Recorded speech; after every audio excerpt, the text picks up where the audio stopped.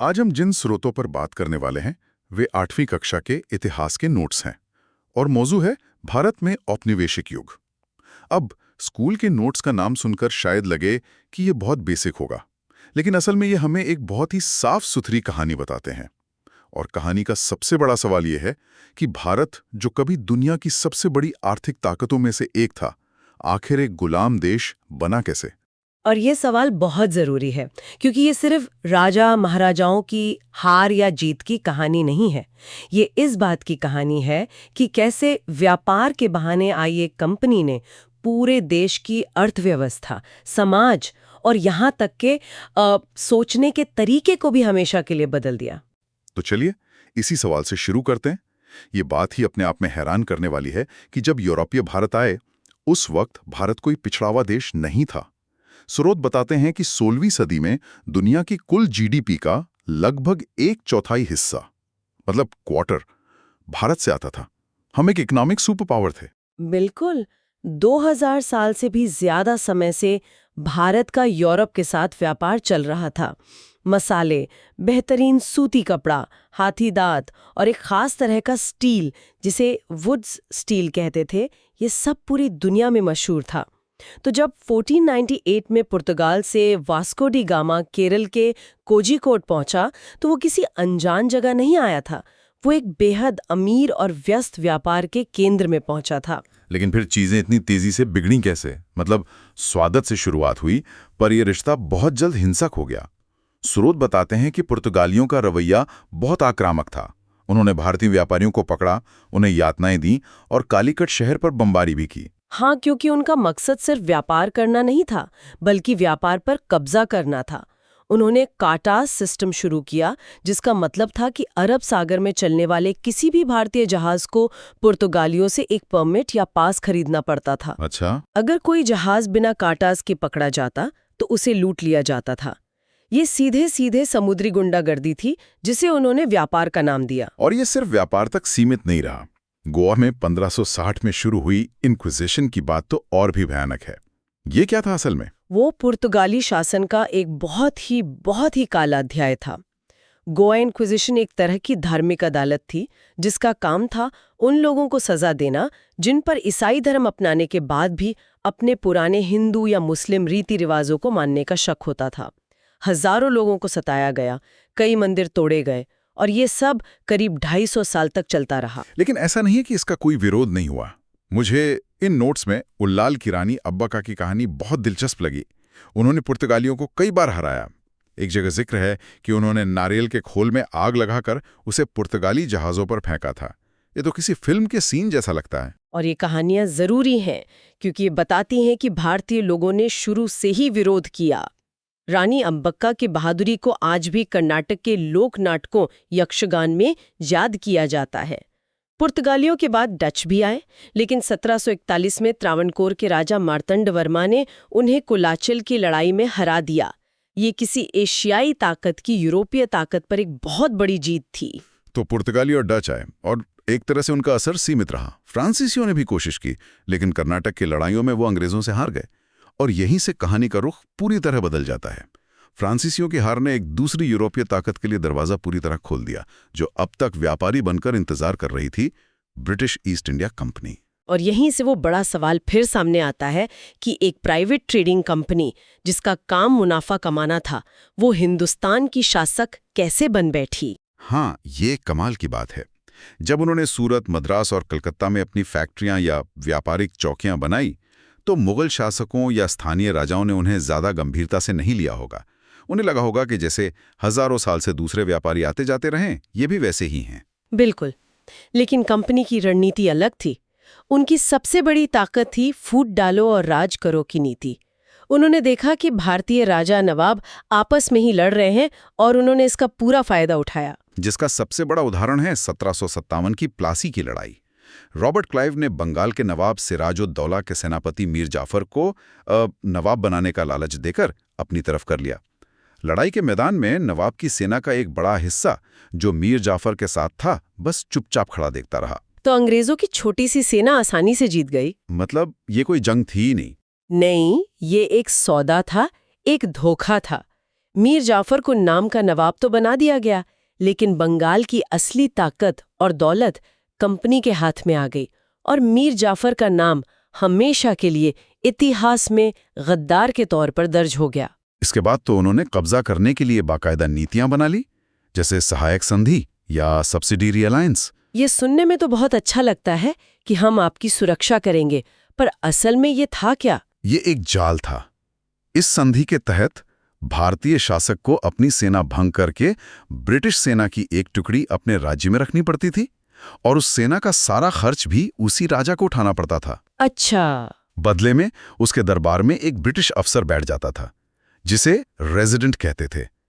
वो रेजिडेंट नाम के लिए तो बस सलाहकार होता था, पर असल में वही राजा के हर फैसले को कंट्रोल करता था। एक बार इस संधि पर दस्तखत करने के बाद राजा अपनी आज़ादी पूरी तरह खो देता था। मतलब ये एक अनोखा बिजनेस मॉडल था, जहां भारतीयों से ही टैक्स लेकर एक सेना बनाई जाती थी जो उन्हीं पर राज करती थी।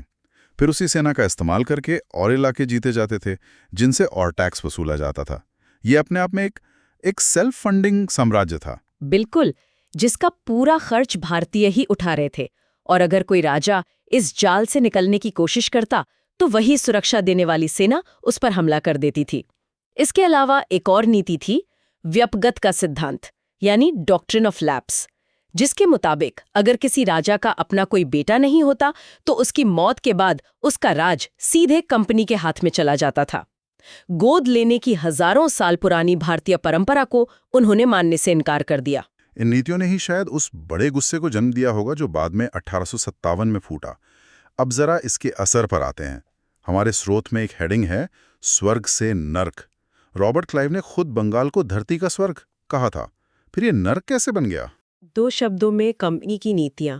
इसका सबसे भयानक नतीजा था अकाल। 1770 से 72 के बंगाल के अकाल में अनुमान है कि करीब 1 करोड़ लोग मारे गए। 1 करोड़? हाँ, ये उस वक्त बंगाल की आबादी का लगभग 1/3 हिस्सा था। और सबसे चौंकाने वाली बात यह है कि स्रोत कहते हैं कंपनी ने अकाल के दौरान लगान कम करने की बजाय और बढ़ा दिया था। हाँ, क्योंकि उनके लिए लोगों की जान से ज्यादा जरूरी मुनाफा था।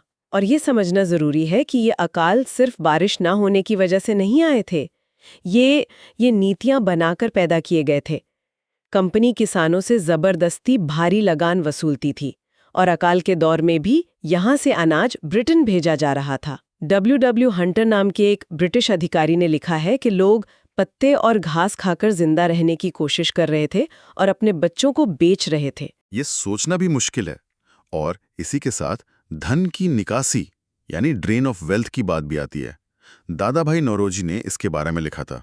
अर्थशास्त्री उत्सव पटनायक का एक अनुमान तो मतलब होश उड़ा देने वाला है कि ब्रिटेन ने 1765 से 1938 के बीच भारत से लगभग 45 ट्रिलियन अमेरिकी डॉलर आज के हिसाब से की संपत्ति निकाली। ये रकम ब्रिटेन की आज की जीडीपी से भी 13 गुना ज्यादा है। और ये कोई एक बार की लूट नहीं थी, ये एक पूरा सिस्टम था। भारतीयों से वसूले गए टैक्स का पैसा ब्रिटेन चला जाता था। भारत में जो रेलवे लाइन बिछाई गई उसका खर्च और मुनाफा भी ब्रिटिश कंपनियों को गया, जबकि पैसा भारत का लगा। यहाँ तक कि ब्रिटेन जो दुनिया भर में लड़ाइयाँ लड़ता था उसका खर्च भी भारत के खजाने से दिया जाता था। इस लूट ने भारत के उद्योगों का क्या हाल किया? हम तो अपने कपड़ों के लिए दुनिया भर में जाने जाते थे। उसे व्यवस्थित तरीके से तबाह कर दिया गया। ब्रिटिश सरकार ने ब्रिटेन में बने कपड़ों को भारत के बाजार में बिना किसी टैक्स के आने दिया, लेकिन भारत में बने कपड़ों पर ब्रिटेन में भारी टैक्स लगा दिया। नतीजा, मैनचेस्टर की मिलों में बना सस्ता कपड़ा भारत में बिकने लगा और भारत के बुनकर जो सदियों से दुनिया को सबसे बेहतरीन कपड़ा देते थे वो बेरोजगार हो गए। गवर्नर जनरल विलियम बेंटिंग ने 1834 में जो लिखा था वो दिल दहला देने वाला है। कपास बुनकरों की हड्डियां भारत के मैदानों को सफेद कर रही हैं। सोचिए जरा, ये सिर्फ अर्थव्यवस्था की तबाही नहीं थी, ये पूरे समाज का ढांचा तोड़ने जैसा था। बिल्कुल। भारत के गांव, जिन्हें चार्ल्स मेटकाफ ने छोटे गणराज्य कहा था, वो आत्मनिर्भर हुआ करते थे। उनकी अपनी पंचायतें थीं, अपनी व्यवस्था थी। अंग्रेजों ने उस पूरे सिस्टम को खत्म करके एक केंद्रीकृत नौकरशाही बनाई, जिसका एक ही काम था ज्यादा से ज्यादा लगान वसूलना। लोगों की भलाई से उनका कोई लेना देना नहीं था। और फिर उन्होंने शिक्षा के साथ भी ऐसा ही किया। थॉमस मैकाले की 1835 की मशहूर मिनट ऑन इंडियन एजुकेशन का जिक्र है, जिसमें उन्होंने कहा कि एक अच्छे यूरोपीय पुस्तकालय की एक शेल्फ ही भारत और अरब के पूरे साहित्य के बराबर है। हाँ, और उनका मकसद साफ था। वो ऐसे भारतीय तैयार करना चाहते थे जो रंग और खून से तो भारतीय हों, पर सोच, पसंद और बुद्धि से अंग्रेज हों। इसका असली मकसद क्या था? असली मकसद था औपनिवेशिक मशीनरी को चलाने के लिए सस्ते क्लर्क और छोटे अधिकारी तैयार करना। इस नीति ने भारत की पारंपरिक शिक्षा व्यवस्था यानी पाठशालाओं और मदरसों को बर्बाद कर दिया। तो रेलवे से लेकर शिक्षा तक हर चीज का मकसद भारत की भलाई नहीं, बल्कि ब्रिटिश साम्राज्य को मजबूत करना था। लेकिन भारतीय लोगों ने इस सब को चुपचाप सहा नहीं। एक लगातार विरोध की धारा चल रही थी, है ना? बिल्कुल। 1770 के अकाल के ठीक बाद बंगाल में सन्यासी फकीर विद्रोह हुआ।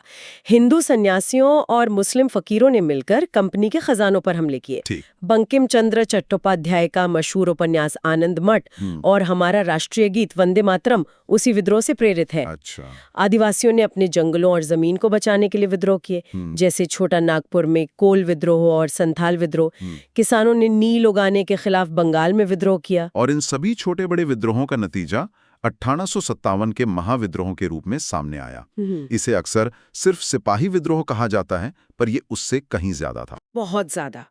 इसकी चिंगारी बेशक वो कारतूस थे जिन पर गाय और सुअर की चर्बी लगे होने की अफवाह थी, जिसने हिंदू और मुस्लिम दोनों सिपाहियों की धार्मिक भावनाओं को भड़काया। मंगल पांडे ने बैरकपुर में इसकी शुरुआत की, लेकिन जैसे ही मेरठ के सिपाही दिल्ली पहुंचे और उन्होंने बहादुर शाह जफर को अपना नेता घोषित किया, ये बगावत एक बड़ी क्रांति में बदल गई। इसमें सिपाही, किसान, जमींदार, कारीगर सब शामिल हो गए। ये विद्रोह पूरे उत्तर और मध्य भारत में फैल गया। झांसी की रानी लक्ष्मीबाई, अवध की बेगम हजरत महल, नाना साहब, तात्या टोपे जैसे कई नेता उभरे। स्रोत में एक ब्रिटिश अफसर का रानी लक्ष्मीबाई के बारे में कहा गया एक वाक्य है कि वो विद्रोहियों में सबसे अच्छी और सबसे बहादुर थीं। विद्रोह आखिरकार दबा दिया गया। इसकी वजह थी कि विद्रोहियों के पास एक तुमी कमान और भविष्य की कोई साफ योजना नहीं थी, जबकि अंग्रेजों के पास बेहतर हथियार और संगठन था। लेकिन इस विद्रोह ने ब्रिटिश साम्राज्य की नींव हिला दी। इसका सबसे बड़ा नतीजा क्या हुआ? सबसे बड़ा नतीजा ये हुआ कि ईस्ट इंडिया कंपनी का राज खत्म हो गया और भारत सीधे ब्रिटेन की महारानी के अधीन आ गया। इसे ब्रिटिश राज कहा गया।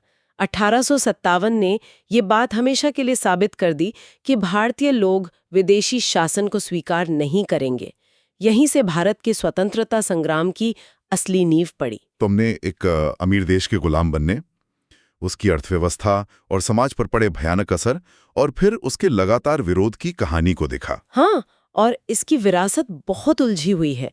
ये शोषण की कहानी है, लेकिन इसके कुछ ऐसे नतीजे भी हुए जिनकी उम्मीद नहीं थी। जैसे अंग्रेजों ने भारतीय स्मारकों और इतिहास का अध्ययन शुरू किया, जिससे भारत के शानदार अतीत के बारे में जागरूकता बढ़ी। लेकिन साथ ही उन्होंने हजारों बेशकीमती कलाकृतियां और पांडुलिपियां चुराकर ब्रिटेन के म्यूजियम में भर दी। हाँ, और संस्कृत के ग्रंथों का अंग्रेजी में अनुवाद हुआ, जिसने हेगेल जैसे यूरोपीय दार्शनिकों को भी प्रभावित किया। उन्होंने इसे एक नए महाद्वीप की खोज जैसा बताया। ये दिखाता है कि सांस्कृतिक असर कभी-कभी ताकत की दिशा के उल्टे भी बह सकता है। इस पूरी चर्चा को खत्म करने के लिए एक आखिरी सवाल। स्रोत बताते हैं कि अंग्रेजों ने 19वीं सदी में नस्ल के गलत वैज्ञानिक विचारों के आधार पर भारत के लोगों को अलग अलग जातियों और समूहों में बांटना शुरू किया। उन्होंने मार्शल रेस जैसी धारणाएं बनाई। सोचने वाली बात यह है कि अंग्रेज तो चले गए, लेकिन उनके बनाए ये वर्गीकरण, जो वैज्ञानिक रूप से पूरी तरह गलत थे, आज भी हमारे समाज में पहचान और बंटवारे को किस हद तक प्रभावित करते हैं?